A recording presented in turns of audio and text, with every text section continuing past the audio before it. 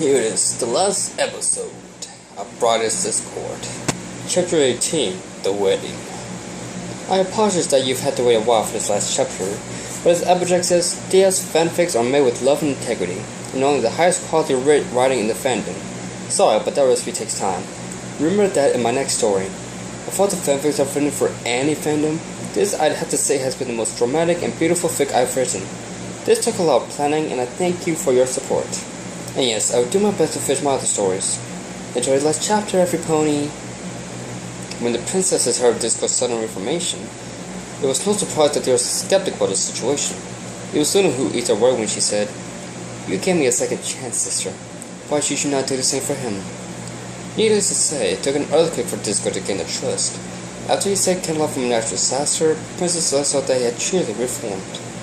Of course, it was difficult for Disco to go from plotting against Ikoshi to doing good deeds, but for the sake of pleasing his beloved, he controlled himself. Most of the time. He still played a few pranks on ponies every now and then, but hey, it was a lot of chaos after all. Life in Ikoshi could not have been better, especially for Flush and Discord. Now that Teacher was lost between them, their days were less stressful. When he was not spending his time with her, the Draconicus was helping puncture their problems. For instance, he settled his disagreement between Spitfire and Rainbow Dash. It turned out that the prior was giving the latter a hard time because she was jealous of friend Soren. He also used his magic to protect Ikoshi from disasters, making Fluttershy the prized pony in the world. It was a year following the confession when he proposed again. He had surprised her while on a picnic, banging a ring box up here and popping the question, as he had done a year ago. Only this time, she was more than willing to say yes.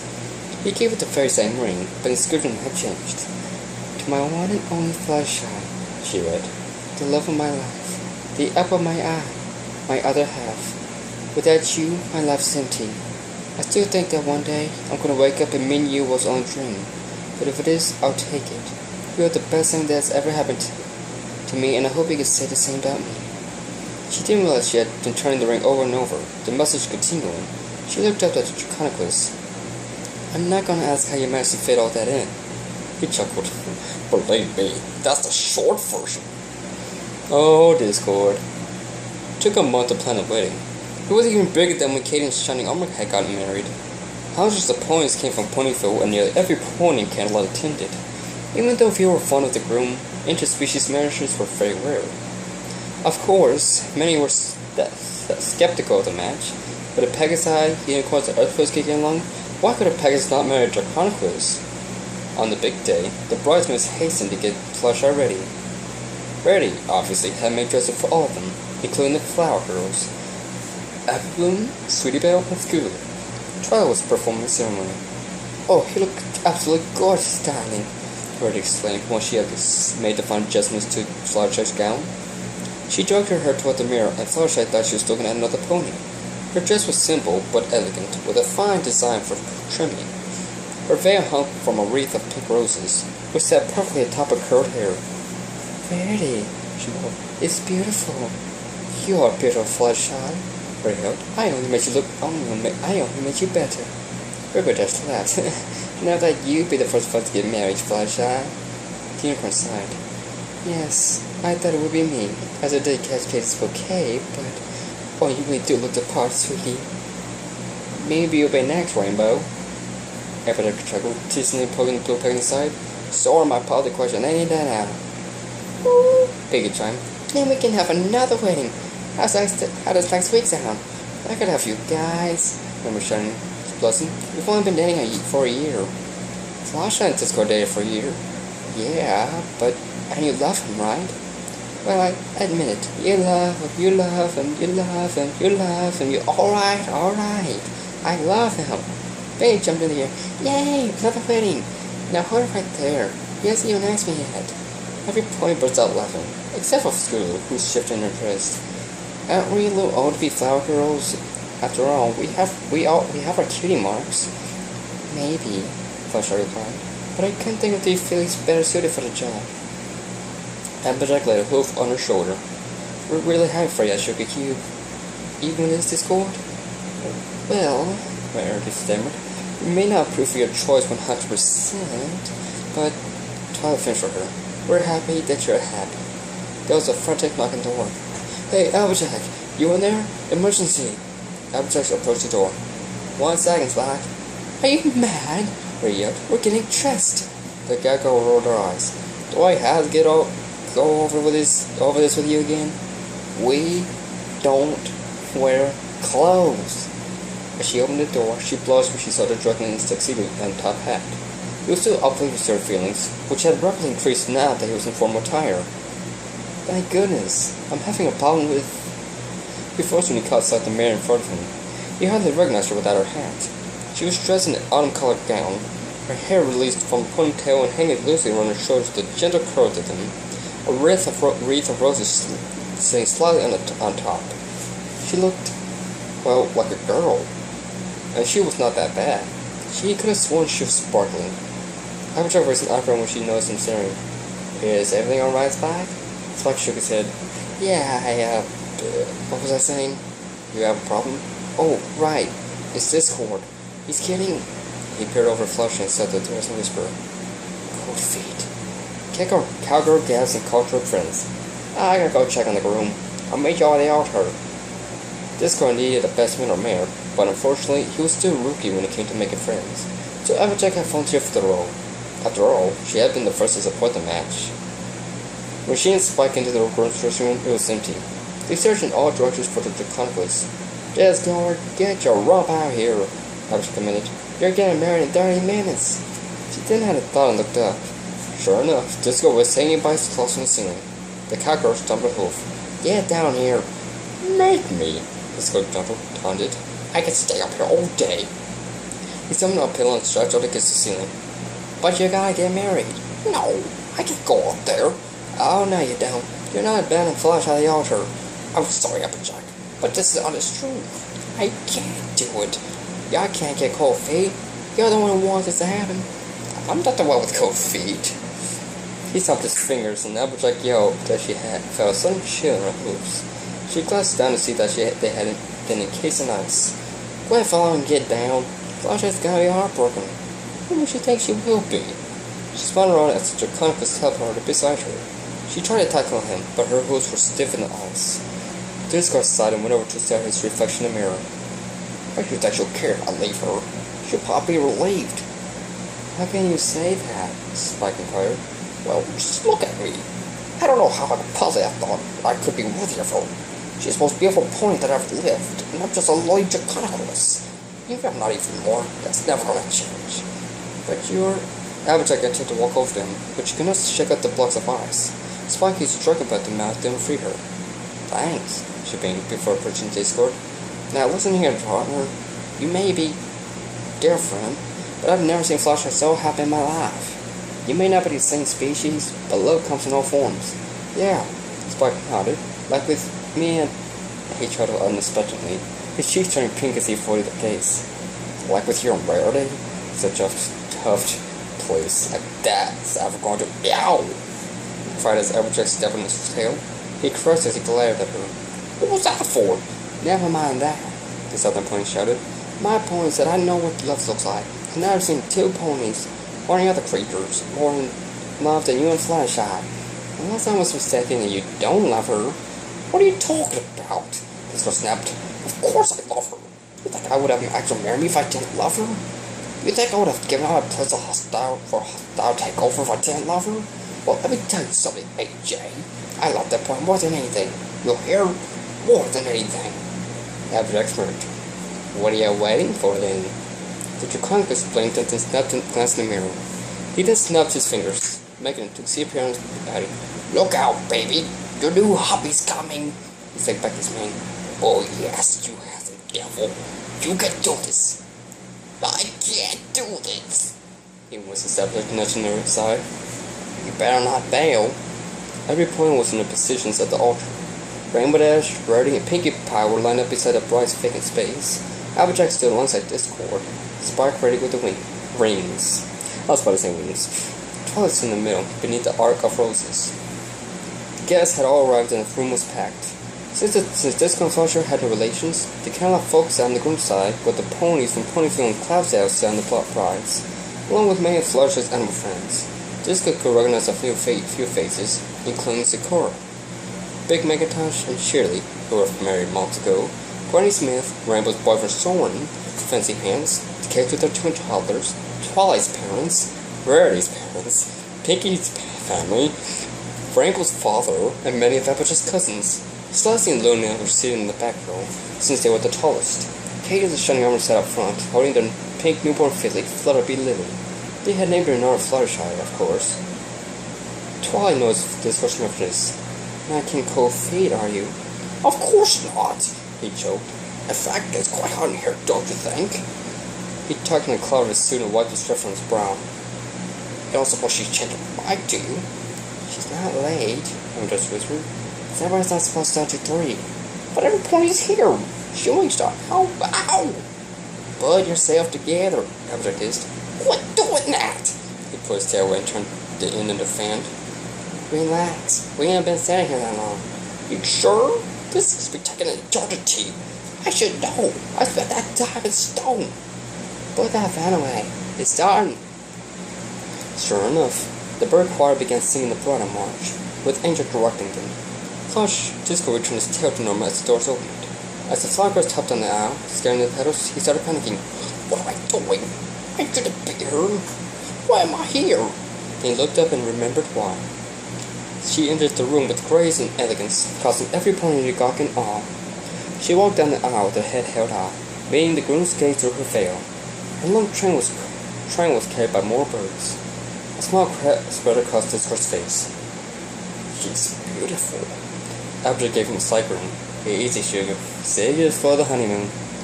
Meanwhile, the girls were tearing up, including the flower girls. So romantic, Sugar whispered. I just hope we don't go berserk again, Applejack muttered. Nah, Sugar said. If any boy can handle that guy, it's Fluttershy. Fluttershy giggled at them as she passed by. Then she turned her attention back to Discord as she walked up the steps. He gently lifted her veil to reveal her beautiful face. After exchanging a fluffing look, they faced Twilight. Mares and gentle coats, the eloquent announced. We are gathered here today to celebrate the union of Fluttershy and Discord. Never in the history of culture has there ever been love so powerful, so strong, yet it started from the most unusual circumstances.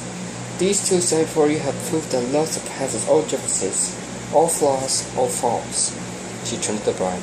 Do you, Fluttershy, take this, Draconequus to be a lovely wedded husband, in sickness and health, to death do you part? Fluttershy looked up into Discord's adoring eyes. I do. And do you, Discord, take this marriage to be a lovely wedded wife, in sickness and in health, and to death do you part? He was so lost in his bride's eyes that he did not hear her at first. Huh? Oh, I do. Yes, I will certainly do. Twilight chuckled. In that case, might have the rings.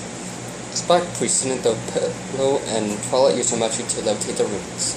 One was attached to a gold chain, which she placed around Fluttershy's neck. The other was in the middle finger of Disco's life hall. This one. By the power vested in me, the eloquent continued, I now pronounce you husband and wife. You may now kiss the Draconequus and not wait for her to finish, and put his bride in for a dip before pressing his lips against hers. Most of the eyes fringed, but then stumped their hooves in applause. Rarity nudged Rainbow and tilted her head outside. Oh, right! The pack zoomed out of the ground and out into the skies. The couple put away just in time to see the sun waving through their windows. Best wedding ever! Pinky cried. The reception was held in the garden. Finally, Scrooge played the song for the bride and groom's first dance, Some Pony to Love. Discord had selected it, considering it their song. Afterwards, a solo song was played, drawing various couples on the dance floor. Shall we? Soren bowed to Rainbow Dash. It's kinda slow, isn't it? Well, I give you not up the challenge. Hey, wait a minute. Are you saying I can have a slow dance? Can you? She grabbed his hoof. Come on, you rascal. Meanwhile, Rarity was met with an all-too-familiar unicorn stallion. Miss Rarity, Prince Bluebird greeted. Would you care for a dance? She narrowed her eyes at him. You're kidding me, right? Fortunately, she was saved by another unicorn stallion. Pardon me, Your Highness, but may I cut in? Rarity's eyes lit up at the sight of fence pants. You most certainly may. Spike's eyes, he watched the girl of his dreams dance with another guy. Applejack noticed the sadness and approached him, following his gaze. Sorry, Sugar Cube. The dragon shrugged. Yeah, whatever. I guess something just not meant to be. Hey, you never know. They could be just friends. But whether or not, then you let it be. If you really love somebody, you do what makes them happy. She put a caution hoof on his shoulder. But hey, if you ever need a shoulder to cry on, I'm here. Spike looked up at her. She was wearing her head again, but that did not change the fact she had on him. His heart fluttered in a similar way it did for Rarity, but he felt something else along with it. Comfort, familiarity. He rubbed his arm nervously. Hey, Applejack, do you, wanna dance? Conquer Penelope Riggers. Yeah, I mean it? Yeah, you know. If you want to.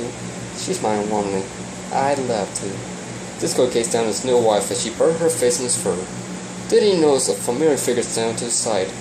Yo, it's a Cora, he called. Flusha looked up as he led her over the zebra.